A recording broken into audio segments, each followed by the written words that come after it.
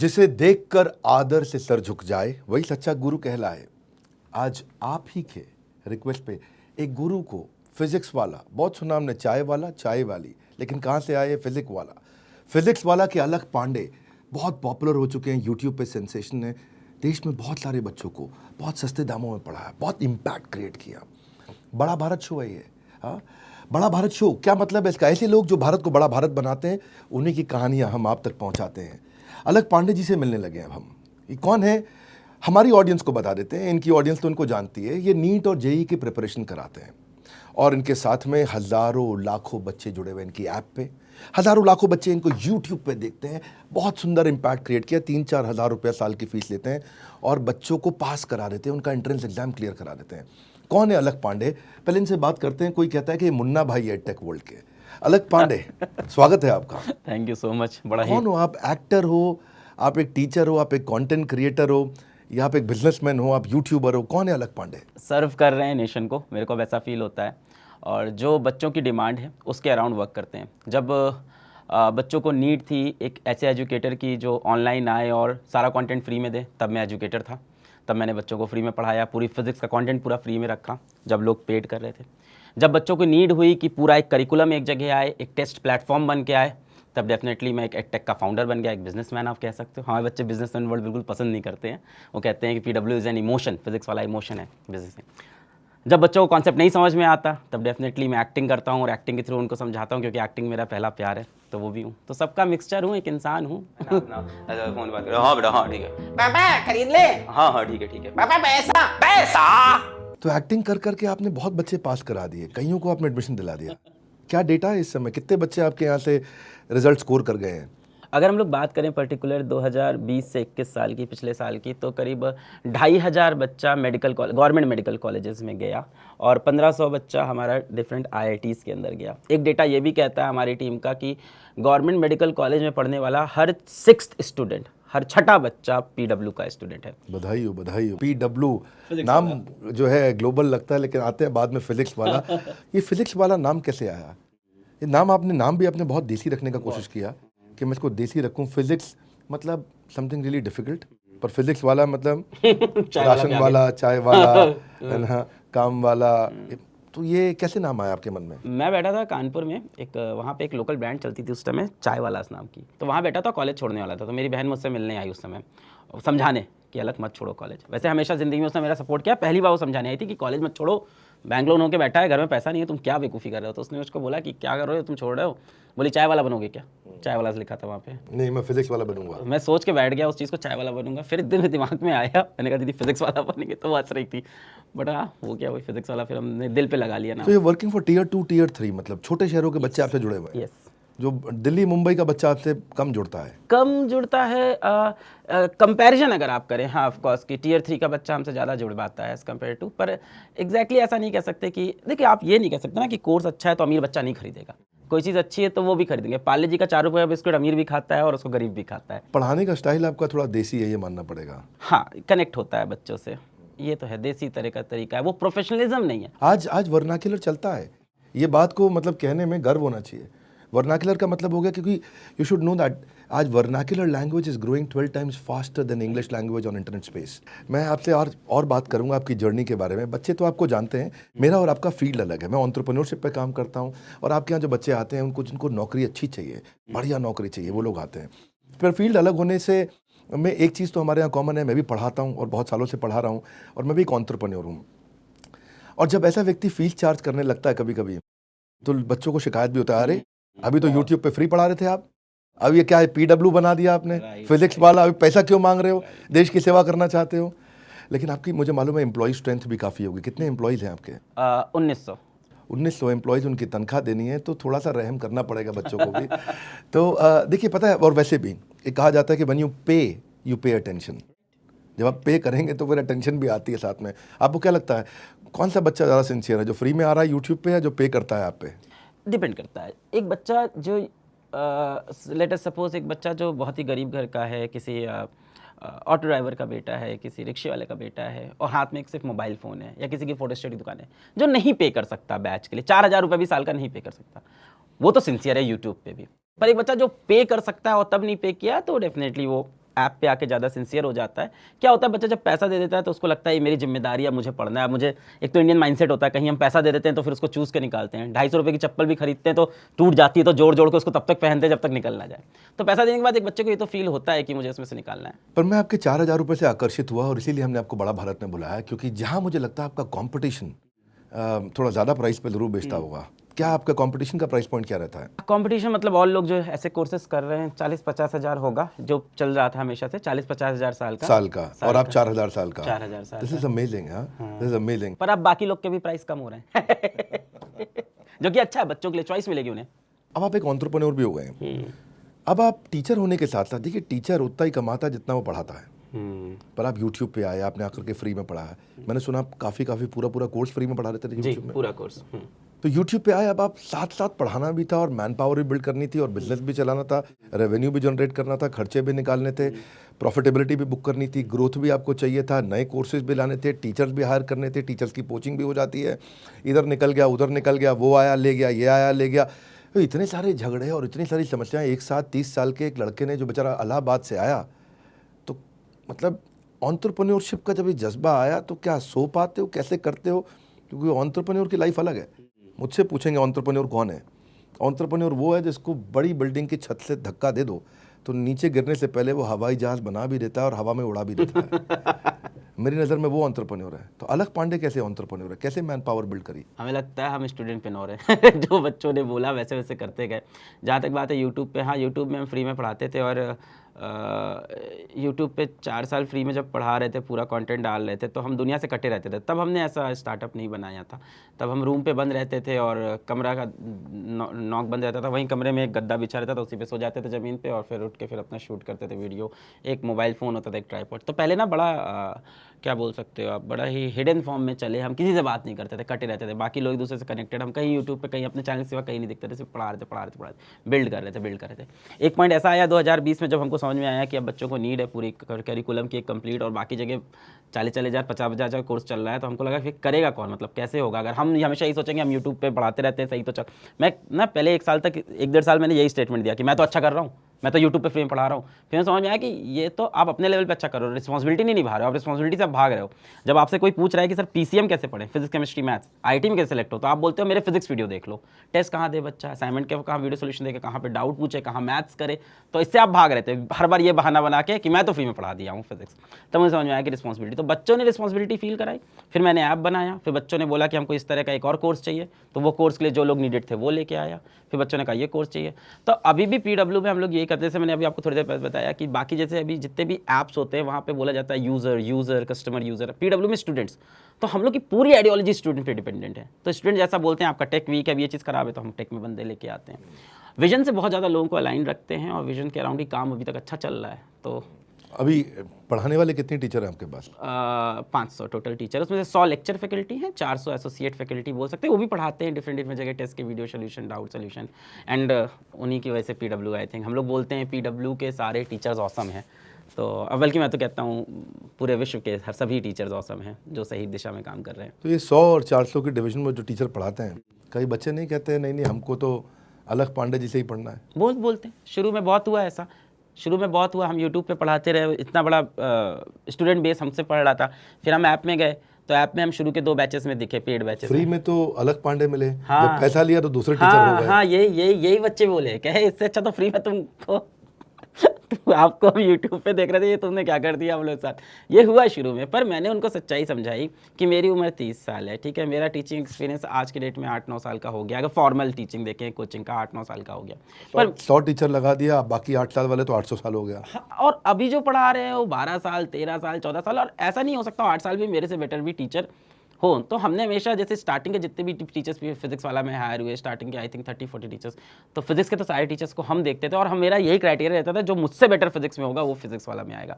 और इस बार बहुत अच्छी सच्चाई है कि हमारे ऐसे फिजिक्स के कई टीचर्स हैं, 4-5 टीचर्स हैं जो मुझसे कहीं अच्छी फिजिक्स पढ़ाते हैं और बच्चे ये बात मानते भी हैं।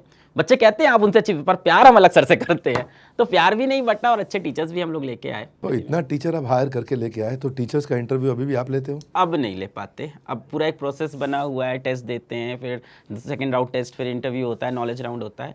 हाँ, कुछ टीचर्स के अभी भी इंटरव्यू लास्ट मोमेंट पे या वीडियो अप्रूवल अभी भी हम करते हैं कि इनको आपको चूज़ करना है कि नहीं, इनको इंप्रूव कैसे करना है। कई बार टीचर को इंप्रूवमेंट प्रोग्राम में डालना पड़ता है, कैसे इंप्रूव करेंगे। तो हाँ, जाते हैं हम, टीचर से कनेक्ट होते हैं। पढ़ाते पढ़ाते कभी ऐसा लगा आपको कि यार इस क्वेश्चन में मैं अटक गया हूँ, या बच्चों ने यार बड़ा मुश्किल क्वेश्चन पूछ लिया, अब क्या बोलूँ करके, तो क्या करते हैं फिर आप? फंस जाते हैं सर। बड़ी बेइज्जती होती है। अभी फंस गए थे, पिछले 2020 के एक बैच में पढ़ा रहे थे, तो वहाँ पे चल रहा था डिफ्रैक्शन का एक टॉपिक था, उसमें सेकंड मिनिमा फर्स्ट मिनिमा का सवाल, बड़ा कॉम्प्लेक्स सवाल था और हम उसमें फंस गए लंबा। और हमारी गलती ये थी कि हम आधे घंटे फंसे रहे उस पर, हम निकले नहीं। हमें रुक जाना चाहिए था, बोलना चाहिए था बच्चों से कल देख के बताऊंगा, ये ले लिए ईगो पे, हम इंसान हैं हम भी, तो हम आधे घंटे फंसे रहे। फिर हमने आधे घंटे बाद बोला कि कल इसको बताएंगे, भी आगे बढ़ते हैं। आधे घंटे बाद फिर उस पूरी रात सर मैं बैठा रहा, मैंने कुछ नहीं किया, मैंने पूरा इंटरनेट देखा, मैंने एच सी वर्मा सर की किताब चार्ट डाली, DC पांडे सर की किताब चार्ट डाली। अगले दिन मैं बैठा था पूरी कहानी के साथ, मैंने कहा ये तुमको किसी किताब में नहीं मिलेगा। मैंने दुनिया की सारी किताबें जितनी हो सकती थी सब पढ़ ली तुम्हारे सिलेबस की, ये चीज़ किसी किताब में बताता नहीं है, मैं तुमको बता रहा हूँ, पर तुम्हारे सिलेबस में इसकी जरूरत नहीं है।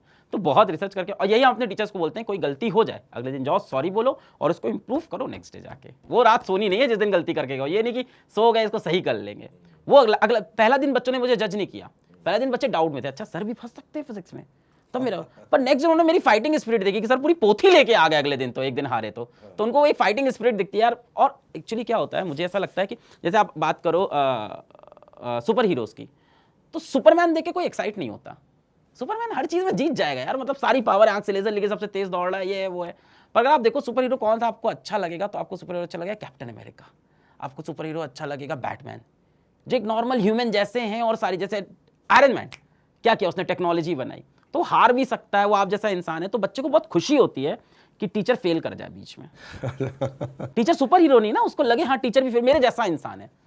तो मैं तो अपने टीचर से बोलता हूँ कोई बुरी बात नहीं, आपने क्लास में गलत पढ़ा दिया तो बस नेक्स्ट डे उसको एक्सेप्ट करो, और उस रात सोना नहीं भाई, अगले दिन सही करके जाना है उसे कैसे भी। आप एक फॉर्मल टीचर नहीं, आप कैजुअल भाषा पसंद करते हैं। हाँ, कैसे? देसी भाषा बच्चों के साथ, ये मैंने सुना है, ये फोड़ देंगे, उखाड़ देंगे, ऐसा भी बोलते हैं आप।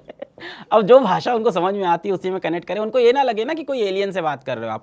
एक्चुअली क्या होता है, बच्चे ऑनलाइन में टीचर आपकी दोस्ती हो जाती है थोड़ा। बच्चे ऑनलाइन में टीचर को देखते हैं कि वो कैमरे के उस तरफ कोई दूसरे तरह के इंसान है, वो किसी दूसरी दुनिया से आया है, वो दिल्ली मुंबई से आया हुआ, एकदम शर्ट बूट पहना हुआ, एकदम तमीज से बात करने वाला, एकदम डिफरेंट टीचर है।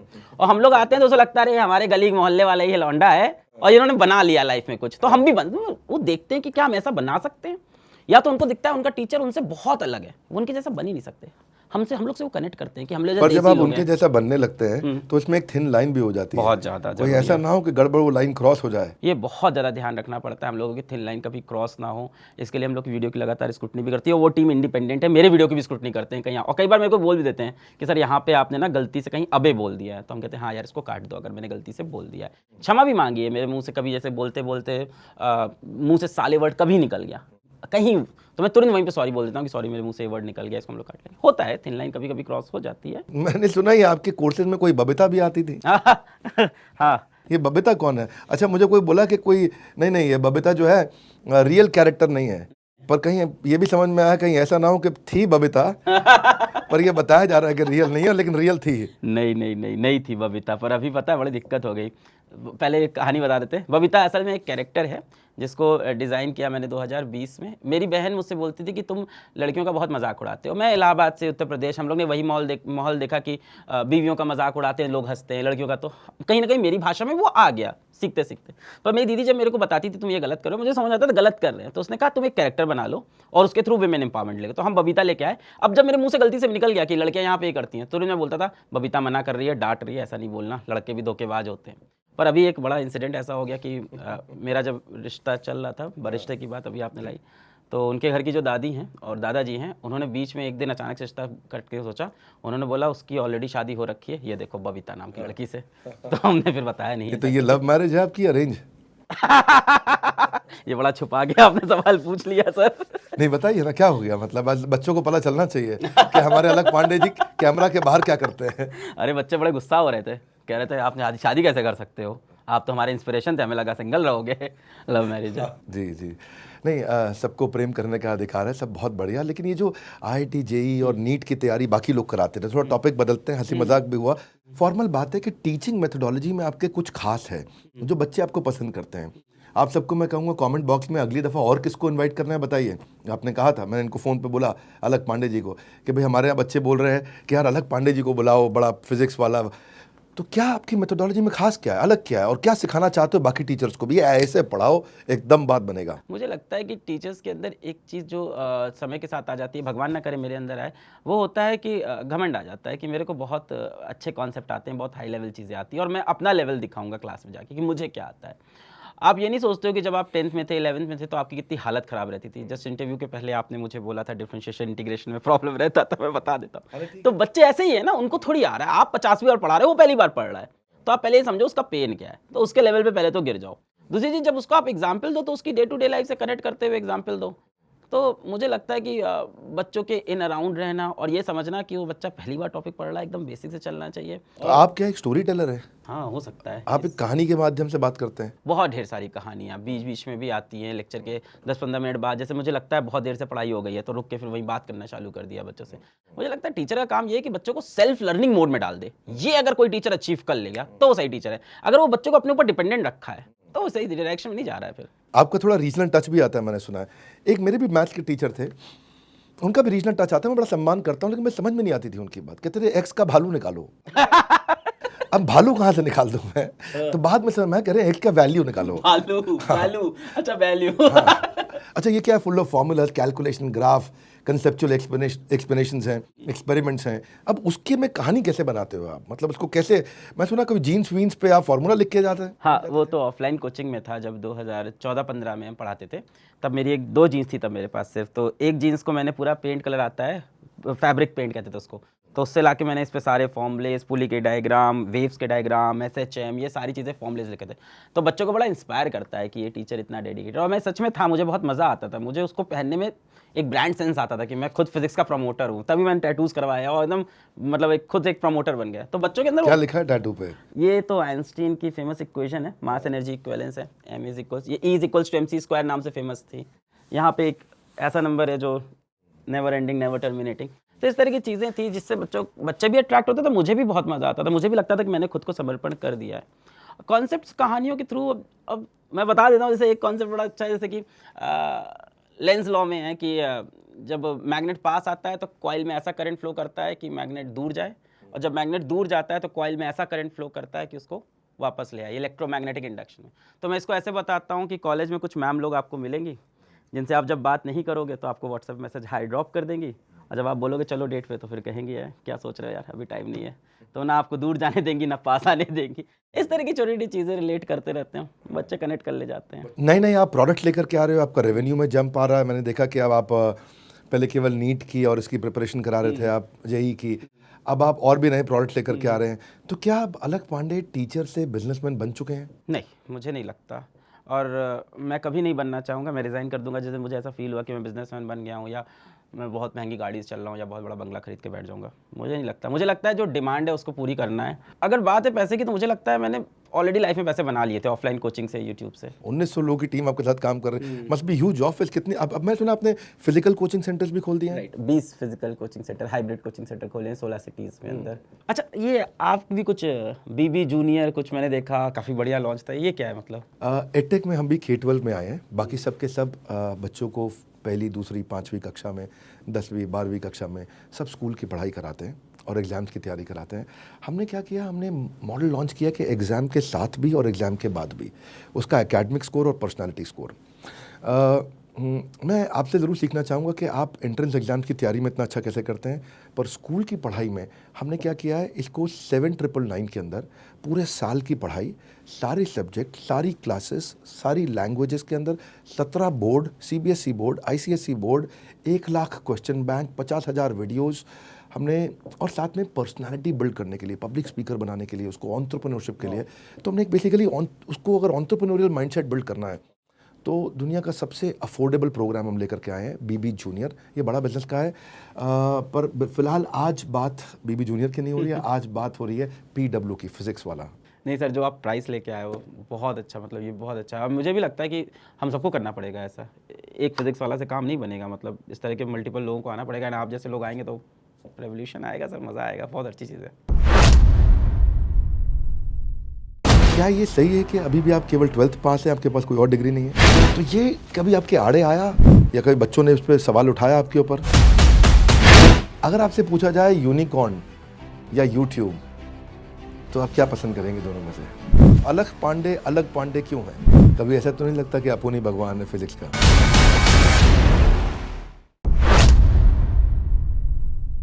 तो कंग्रेचुलेशंस, आप एक यूनिक टीचर हैं। ये फोड़ना है, उखाड़ना है, मचा डालेंगे धूम। ये बड़ा अच्छा लगा मुझे आपका ये। गांधी जी की एक्सपेरिमेंट विद ट्रूथ होती थी, आपकी एक्सपेरिमेंट विद टीचिंग चल रही है। पर मैं ये देख रहा हूँ कि आप एक बॉर्न टीचर थे या बॉर्न एक्टर थे? टीचिंग में एक्टिंग डाला या एक्टिंग में टीचिंग डाला? क्योंकि मैं सुना कि आप बचपन से ही पढ़ा रहे थे। हाँ, क्लास कुछ फाइनेंशियल कंडीशन ऐसी थी कि क्लास 6 में हम लोग का घर बिक गया था, तो फिर रेंट पे रहते थे, तो पापा के पास जॉब नहीं थी, तो क्लास 8 से हम पढ़ा रहे हैं। 4th क्लास बच्चों को ट्यूशन पढ़ाते थे। क्लास 11 में कोचिंग पढ़ाई पहली बार। 9th क्लास के बच्चों को ग्रेविटेशन पढ़ाया, मैं 11 में ग्रेविटेशन कोचिंग मतलब। और वहाँ मेरे को झूठ बोल के इंट्रोड्यूस किया था कोचिंग के ओनर ने कि ये टीचर है, और मैं क्लास 11 का छोटा सा बच्चा साइकिल से गया था और मैंने ग्रेविटेशन पढ़ाया। उस दिन मेरे को मज़ा आ गया, फिर मुझे लगा नहीं पढ़ाना है। हाँ, पढ़ाने के अंदर एक्टिंग आती गई, सही जगह थी मुझे लगता है। शायद एक्टर होता तो इतना कुछ नहीं कर पाता देश के लिए जितना पढ़ाई कर पा रहा हूँ। आप अभी बताया कि आपने बड़ा कठिन दौर देखा, आपके मकान बिक गया था पिताजी का। ये भी मैंने सुना कि वो बिजनेस में भी फेल हो गए थे, तो बहुत कठिनाई में आप रहे। तो वो फिर कैसे निकले वहाँ से? इतना मोटिवेशन कैसे बना रहा? मतलब बच्चा कई बार डिप्रेस हो जाता है तो सेल्फ मोटिवेटेड नहीं रहता, वो पुश स्टार्ट बनता है। तो अलग पांडे पुश स्टार्ट है कि सेल्फ स्टार्ट है? मुझे ऐसा लग रहा है कि ना बड़ा पागल टाइप का बच्चा था मैं। क्लास 6 में हमारा घर बिका और हमको फील ही नहीं हो रहा है मेरा घर बिका। हमको तो लग रहा था अभी इस पैसे से नई साइकिल आ जाएगी। बचपन का मूव था ना। फिर जब हम लोग एक किराए घर पे गए, एक स्लम में रहने को हम लोग को पड़ा, तो जब स्लम के अंदर गए किराए, वो पतली सी गली, तो हमको समझ में आया कि यार दिक्कत हो गई है घर पे ज़्यादा अब। फिर नेक्स्ट ईयर से पापा के जो घर बेच के पैसा पापा ने बिजनेस किया वो भी नहीं चला। फिर नेक्स्ट ईयर से ये हुआ कि ट्यूशन पढ़ाना पड़ेगा भाई तुम लोग को, स्कूल से नाम कटेगा, ये सब जब बातें, तो हमको समझ आया सीरियस हो गया। फिर ट्यूशन पढ़ाना स्टार्ट किया, फिर उसमें फिर हमको मज़ा आने लग गया। तो फिर हम साइकिल से जाते थे लोगों के घर ट्यूशन पढ़ाने, कोचिंग के बाद, स्कूल के बाद। तो हमें लगता है अभी जैसे मेरी मम्मी भी किसी से बात कर रही हैं या बहन भी, तो बोलते हैं बड़ा स्ट्रगल था, पर हमें लगता है स्ट्रगल नहीं था, लाइफ थी वो, मज़ा आता था उसमें। और तब थोड़ी पता था कि आज ये हो जाएगा। जब आप 2 कमरे घर पे रह रहे हो और वो टूटे फूटे घर में, तो आपकी वही लाइफ होती है, आपको थोड़ी पता है कल को क्या मिलने वाला है कि आप उसको स्ट्रगल बोलोगे।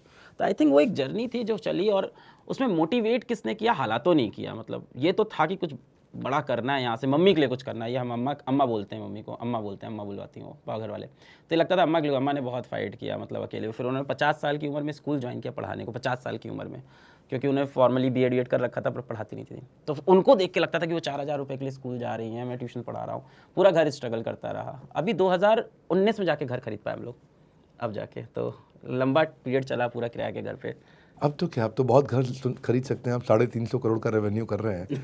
तो now you made a mark in the edtech world. तो तभी मैंने बोला एडटेक के मुन्ना भाई, शायद आप लोग भी बोलते हो, मुझे मालूम नहीं, पर ये कहूँगा कि फादर की कोई परमानेंट जॉब नहीं थी, सिस्टर ने भी आपके पढ़ाया। मैं रिलेट भी कर पाता हूँ। मेरी कहानी थोड़ी अलग थी। मैं बिज़नेस की पढ़ाई मुझे बहुत पसंद थी। बिज़नेस स्टडीज़ में मेरे स्कूल में हाईएस्ट नंबर थे, मैथमेटिक्स में कम थे, बिज़नेस स्टडीज़ में मेरे हाईएस्ट थे। मुझे बिज़नेस की पढ़ाई शुरू से बहुत पसंद थी, अद्भुत लगती थी। अच्छा, जब मैं एक बच्चे को 12th की बिज़नेस स्टडीज़ की प्रिपरेशन कराई, उसका बोर्ड का तैयारी चल रहा, बच्चा इतना निखत था वो, कोई गुप्ता जी का बेटा था, मार्बल का उनका बिजनेस था, मुझको याद है। इतना निखत था वो कि वो 4 सब्जेक्ट में फेल हो गया, खाली बिजनेस स्टडीज में पास हुआ। तो बाकी ट्यूटर मतलब काम नहीं है। तो पढ़ाने वाला तो मैं भी था, बहुत पढ़ाता था, बहुत मज़ा आता था। नहीं, you are a phenomenal teacher sir, phenomenal teacher. I have seen so many videos. वैसे बड़ा भारत में तारीफ आज आपकी होनी है, आप मेरी भी कर सकते हैं, कोई समस्या नहीं है। पर क्विकली आपसे मैं पूछना चाहता हूँ कि आज क्या ये सही है कि अभी भी आप केवल 12th पास हैं, आपके पास कोई और डिग्री नहीं है? सच है, सच है, पूर्ण रूप से सच है। तो ये कभी आपके आड़े आया? कभी आपको ऐसा हुआ कि किसी कोचिंग सेंटर ने बोला इसको नौकरी से निकालो यार, तो उसके बाद डिग्री नहीं है? या कभी बच्चों ने उस पर सवाल उठाया आपके ऊपर? बच्चों ने कभी नहीं उठाया। उनको आज भी, अभी ये वीडियो जाएगा, उनको कोई फ़र्क नहीं पड़ता इन सब चीज़ों से। बच्चे को इस चीज़ से फ़र्क ही नहीं पड़ता हमारे पास डिग्री है कि नहीं। उसको समझ में आता है यार जो हमारी किताब में लिखा है वो चीज़ कोई समझा। हाँ, कोचिंग से निकाला गया था। जब मैं पहली बार इलाहाबाद गया तो हमारे कोचिंग के जो थे, जिन्होंने कोचिंग में रखा था 15,000 रुपये की नौकरी के लिए, उन्होंने कहा था, हम बड़े खुश। 15,000 बहुत बड़ी अमाउंट है हमारे लिए उस समय, 2014 की बात है। आप इलाहाबाद से हैं? इलाहाबाद। तो 15,000 में लगा बहुत बड़ी बात है। कॉलेज छूट गया 3rd ईयर में, तो उन्होंने बोला रखेंगे। हमने कहा ठीक है। बैंक का लोन पड़ा था कॉलेज के लिए, क्योंकि घर में पैसा था नहीं, तो लोन लेके एजुकेशन वो छोड़ के आए हैं ऊपर से। तो 15,000 सही था, पर उन्होंने एक क्लास दे दी पढ़ाने को कि उसमें कुछ डाउट आउट ले लो बच्चों के। और मैंने ऐसा पढ़ा दिया कि बच्चों ने अगली क्लास में कहा कि इनसे पूरा सब्जेक्ट पढ़वा दो, आप हट जाओ, आप इनसे पढ़वा दो। तो उन्होंने फिर मेरे को यही रीज़न दिया कि अलग अभी तुम्हारी तो यार 12th पास हो, बच्चे सब बोल रहे हैं। मैंने कहा ठीक है। फिर बेसिकली आपके बच्चे आपको बहुत पसंद करते थे। हाँ मतलब आप देखो ना, मुझे नहीं लगता एजुकेशन का ये मतलब एजुकेशन का मतलब ये थोड़ी ना डिग्री होनी चाहिए। मतलब आप देखो आइंस्टीन अपने आप में क्लर्क हैं और क्या नहीं ढूंढा है, मतलब थ्योरी ऑफ रिलेटिविटी लिख के बैठा है वो आदमी। तो ऐसा तो नहीं है कि वो भी कोई बहुत ही बड़े स्कॉलर थे या कुछ थे। स्टीव जॉब्स को आप देख लो, 6 महीने कॉलेज करके ड्रॉप आउट हो गए एप्पल फाउंड करके। मतलब there are 100 of stories like this. तो आई थिंक एक डायरेक्शन पकड़ के उसको जम के रगड़ते रहो तो काम तो बन ही जाएगा। क्या डिग्री से मिलेगा। इतना दिन हो गया आपको बच्चों से बात करते हुए, बहुत दिन से आप बच्चों से बात कर रहे हो, उनको सिखा रहे हो, पढ़ा रहे हो, आज कई साल हो गए आपको क्या लगता है बच्चों की लाइफ में सबसे बड़ा डिस्ट्रैक्शन क्या है इस समय? और आपको अगर उन्हें एक मंत्र देना हो आज कि जिससे वो बस ये एक लाइन लेके चले जाए तो उनका काम चल जाएगा? सबसे बड़ा डिस्ट्रैक्शन उनकी लाइफ में फ़ोन ही है, ये सब एग्री करते हैं हम लोग। और फ़ोन के अंदर आई थिंक इंस्टाग्राम पे ज़्यादा टाइम या व्हाट्सएप पे ज़्यादा टाइम, रील्स देखना डेफिनेटली। रील्स तो बहुत एडिक्टिव बना दी है, बहुत ही एडिक्टिव एक फीचर है। रील्स के ऊपर हमने बड़ा बिजनेस की ऐप को बदल दिया है और हमने भी रील्स बना दी हैं। हम दुनिया की वो पहली ऐप है जहाँ पे आकर के मोटिवेशन और एंटरप्रेन्योरशिप की रील्स मिलेंगी। लाखों लोग आते हैं, अपने वीडियो डालते हैं, पर 2 ही चीज़ें मिलेंगे, या तो बिजनेस शुरू करना है या आपको मोटिवेशन चाहिए। और फ्री में रील्स देखिए, टक टक टक टक टक टक, इंस्टा की तरह, शॉर्ट्स की तरह, फेसबुक की तरह। हाँ, लेकिन उसमें क्या है, वो कम कपड़े पहन के समुद्र के किनारे फोटो खिंचाना, वो सब नहीं है। हमारी ऐप पे सेल्फी खिंचाना, वो सब वो हमारे यहाँ पुलिस का फीचर है ऐप पे। जो लोग बड़ा बिजनेस ऐप डाउनलोड किए उनको मालूम है बात। आप भी आइए ऐप पे, आके लोग बच्चों को मोटिवेट करिए। मैं आपका एक प्रीमियम प्रोफाइल बना के देता हूँ आपको ऐप पे, और मैं सबको इनवाइट भी करूँगा। आपके यहाँ से टीम से, सोशल मीडिया से कुछ लीजिए, जो छोटे छोटे आपके शॉर्ट में वीडियो डालें, और मैं इंश्योर करूँगा कि आपको लाखों लोग हमारी ऐप पे फॉलो करें। ऐप पे जितने भी लोग आ रहे हैं उनको एक कंट्रोल्ड एनवायरनमेंट के अंदर केवल बिजनेस और मोटिवेशन का हर प्रॉब्लम सॉल्व कर रहे हैं फ्री ऑफ कॉस्ट। तो मैंने उस डिस्ट्रैक्शन को सोल्यूशन में कन्वर्ट किया। अगर आपसे पूछा जाए यूनिकॉर्न या यूट्यूब, तो आप क्या पसंद करेंगे दोनों में से? यूनिकॉर्न या यूट्यूब? यूट्यूब। यूनिकॉर्न क्यों नहीं? नहीं, दोनों में से था, दोनों ले लें तो अच्छी बात है, दोनों मिल जाए बहुत बढ़िया।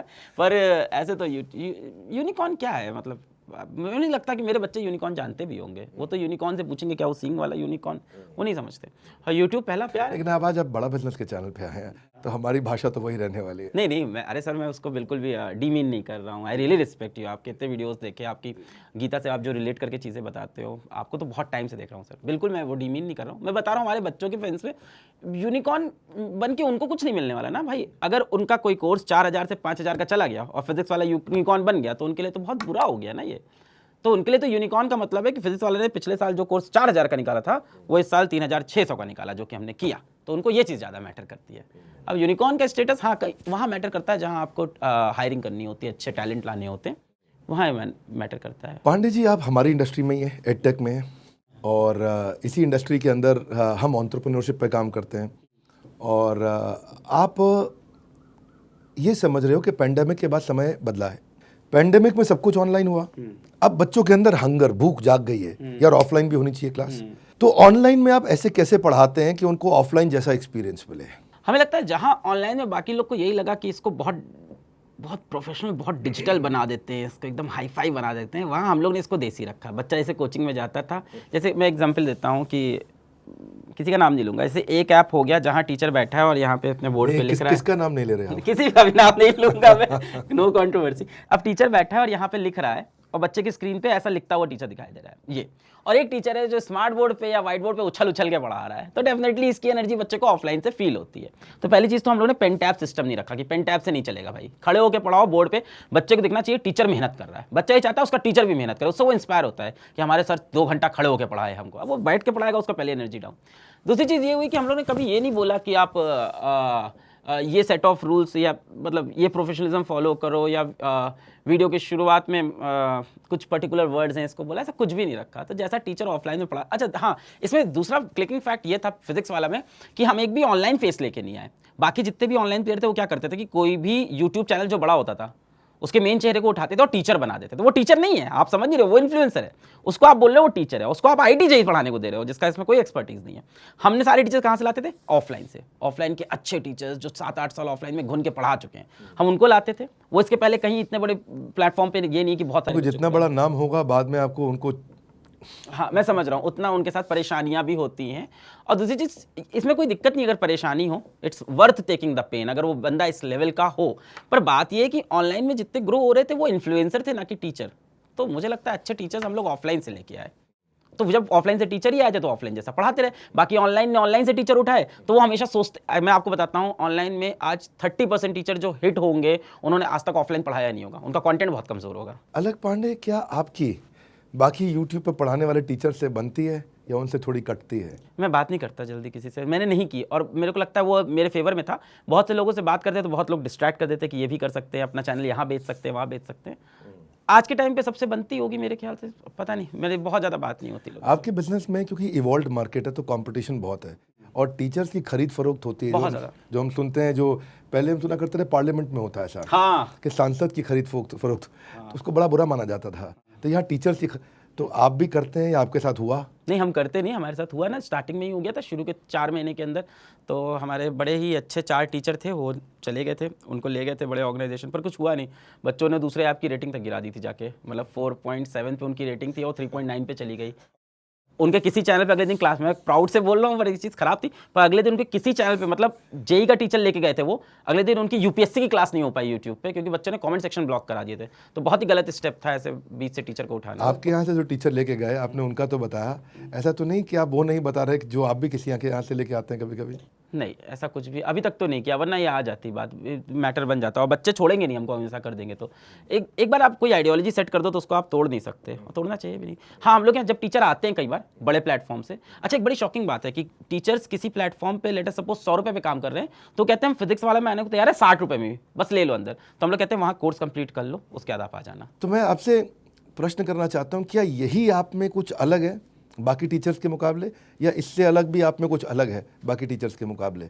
तो अलग पांडे क्यों है? इसका जवाब बच्चे ज़्यादा दे पाएंगे। हमको लगा हम जो बोलते हैं उस पर ऑनेस्ट रहे मैक्सिमम टाइम, हर 100% नहीं कह सकते, 95% टाइम अपनी हर बातों पे हम रुकते हैं, ऑनेस्टी दिखाते हैं, बच्चों के लिए सोचते हैं, हंसी मजाक करते हैं, और बस। ओवर कॉन्फिडेंस पे बात करना चाहता हूँ।